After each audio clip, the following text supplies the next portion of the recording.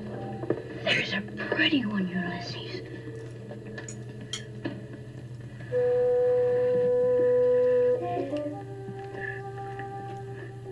There it is. Hello, BookTube. I'm Sean the Book Maniac. Welcome back to my channel. I've got a sheepish grin on my face because I have 3 bales to tell you about. It's been a great reading week. Let's get started. The first bale was Every Briest by Theodore Fontaine. And I'm sorry, this was such a bad book that I don't care how the title or the author were pronounced. So I'm not going to look that up. This was just really boring. Now, I don't know how much the translator is at fault. A lot of German booktubers have been giving me comments that it was boring in German, so maybe it's not the fault of the translator, but I couldn't stand the dialogue in this book. It was so heady and intellectual. These characters didn't have bodies. It could have been great. I mean, it was about a young woman whose mother's ex-boyfriend proposes to her, and they get married. And that sounds pretty racy, and this was anything but. She went to live at his very rich estate in another part of the country, and the conversations they had just made me want to throw up. They were just so cerebral, and nobody talks that way, and nobody talked that way in the 1890s. Just the worst. So, bye-bye. I also bailed, this was the one that I hinted at without naming it last week, which is Ma Balu's Second Life by Zhao Hong. And the writing here was terrible. I don't know if it's the translation or what. The translator is Howard Goldblatt. Apparently Howard Goldblatt actually finished the novel. The novel has an interesting history. And the story is about a Hong Kong family, and there is a manuscript long after World War II has ended that is presented to the surviving heir to that family that's about his father, and the manuscript itself is about his father and what a coward he was during the war and during the Japanese occupation of Hong Kong. That sounds fascinating. It was like reading something written by a 12-year-old. The writing was just horrific. But, and probably the bale that I can say the most positive things about would be the debut novel that was just published 10 days, 2 weeks ago, Everywhere You Don't Belong by the African-American novelist Gabriel Bump. I did it on audio. I did a quarter of it on audio. And there were glimmers, I'm kind of quoting now from memory for what I wrote in my Goodreads Bale review. The only kind of reviews that I write on Goodreads are Bale reviews.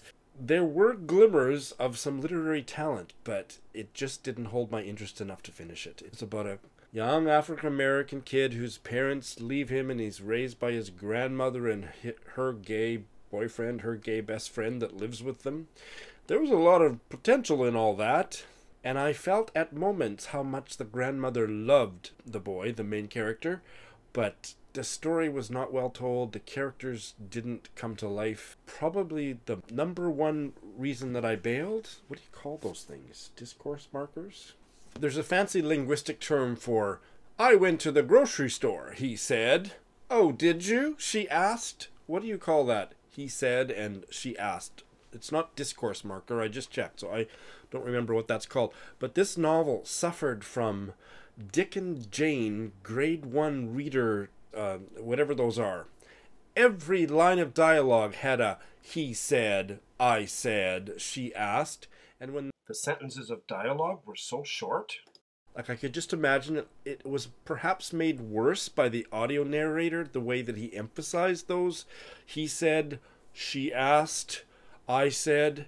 It just started to drive me crazy. If there's 3 people talking, maybe you need to have those in every line of dialogue, but when there's 2 people talking, you only need it once on the page. The narrator was just saying, I like Michael Jackson, he said. Oh, do you? She asked. And it was just one line after the other, and it was driving me crazy, and there wasn't much else to the story. So I might try Gabriel Bump's 3rd or 4th novel, but this one I couldn't bring myself to finish. So those were my bales.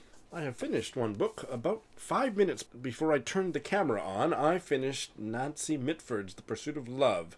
And this was very enjoyable. It was a 4-star read for me. I took my time reading it, doing my slow reading, my 2020 slow reading approach to my books. Yeah, I really enjoyed it. So as usual with a 4-star read, I will start by telling you what I didn't like, and really there was only one thing that I didn't like, and that was, I thought, a pretty major flaw. Not a 3-star read type of flaw, but this was the main reason why it was not a 5-star read. The story is narrated by Fanny, and Fanny grew up raised by her Aunt Emily and often visiting at her Aunt Sadie's house. Her mother and father were both social butterflies, and they didn't stay together, and they never were around. They were all over Europe slutting about. And so she was raised by relatives, and it was a first-person novel, but it was really poorly done, I thought, because, I mean, I have to keep looking. What was her name? Fanny. She was not in the story. She was a little bit more present during the childhood section of the narrative, but then after she got married, she actually, in her own voice, said, "Oh, I got married, but my husband and our marriage is not the point of the story." And then she just kind of disappeared from the novel for dozens and dozens of pages at a time, and then it really became a third-person omniscient narrative, but we were supposed to believe that the story had all been shared with her and she was telling it. That just didn't work for me. Either make her a character in the story and give her a story, or just make it a third-person narrative. So I was put off by that, but everything else about it I really liked. I will say that there was a lot of humor in it, and I never, except for maybe the ending, which I agree with some Goodreads reviewers that it was a bit abrupt, but I didn't mind. I thought it was quite moving the way it ended. Otherwise, I wasn't moved by very much of what happened here as much as I was entertained. I kind of wished it might have been a little bit deeper, that the story could have been a little bit more sincere, but no, I enjoyed it a lot. The point of view thing was a major flaw, 1.1 star off for that, but I do highly recommend it, and I'm looking forward to reading the second in the series. And that's all I finished, so I still have a ton of books on the go, and I've added a few. Let's see. What have I started this week? I am almost 90 pages into James Baldwin's Another Country. I read this more than 12 years ago, and I loved it, but remember nothing about it, and I have now reread the first 90 pages. This is a buddy read with Brian of Bookish, and I think this is one of the best novels ever to come out of America. Holy shit, excuse my French. Just incredibly powerful, visceral. Everything about race in America is told through the characters.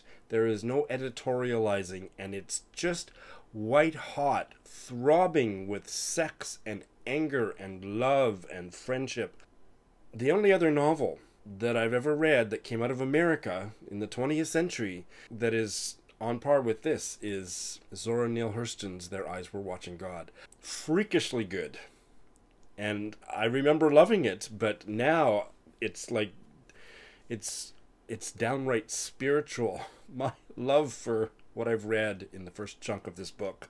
The sex in this, the sexual energy, the homosexuality, and I'm stealing this phrase from Brian, who supplied it during our buddy read, and I totally agree with him, the white gaze, and I don't mean male homosexuals, I mean the white gaze, is depicted here with such a ferocious power. If you haven't read this novel, holy shit, I said that twice, so I'm obviously running out of words. When I read the first 10 pages of this, and I am reading a bunch of books that I am absolutely loving, but I literally felt like I wanted to throw all of those books into the trash can and just read this. That's how powerful it is. Wow. Because I bailed on Effie Briest, I picked up another short novella for the Read More German 2020 reading challenge. Heinrich Böll. Heinrich Böll. Heinrich Böll. That's the best I can do. It's difficult, but I'm trying. This is starting out, I've read, 20 pages. Starting out fantastic. It's about a German soldier towards the end of World War II, and he's getting on a train to another deployment in Poland, and his conviction that he will die, that he will not ever come home again. And it's so well done. I'm just transfixed by what I've read so far. And because of that Hong Kong Chinese novel was no good, I picked up a South African novel that I was aware of. I'd saved it to Scribd, and the writer is Bessie Head. And I have always wanted to read a novel by Bessie Head, and there's one on Scribd called When Rain Clouds Gather. And then Doris read it for her South African reading project in January, and she really liked it. And so I picked it up. I've read 6% of it.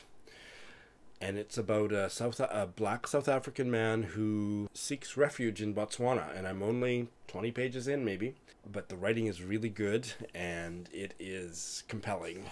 And because of the bail on the audiobook, I have picked up a book that I first heard about, I think, from Steve Donahue. He quite liked it, and I didn't know about this author.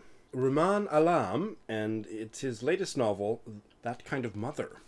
I listened to the first chapter or so yesterday morning, and I can't remember being hooked by an audiobook and drawn in so deeply, so quickly, in years. The one that I remember was The Portable Veblen by Elizabeth Mackenzie that did that. It's too early for me to separate out how much I'm loving the audio narration compared to how good the book is, but it opens with a very vivid and compelling and quite humorous scene of a woman giving birth. And it was funny, and just I loved the writing. I think I can call it that it wasn't just how well the writing was read to me, it was the writing. So I don't know where the story's going to go from there. It's obviously about a mother. Of course, I haven't read any synopsis. I don't want to know anything more about it, but I was hooked. So that's what I've started. Unless I have more bails, I don't think I'm going to be starting anything new in the coming week. If I bail or finish stuff, there's things that I might start, but I don't want to speculate at this point. That's all I got. Thanks for watching.